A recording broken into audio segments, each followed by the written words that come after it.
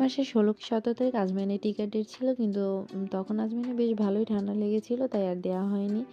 আ আর জানুয়ারি মাস চলে আসলো, এখনো যদি না দেই। তাই আজ মঙ্গলবার সকাল সকালে টিকা দিতে চলে আসলাম। আর এখানে হচ্ছে বেশ ভালোই ভিড় ছিল, আর অনেক বেশি নিয়মও করে ফেলছে নগর স্বাস্থ্য কেন্দ্রের হাউজিং এর ভেতরেই।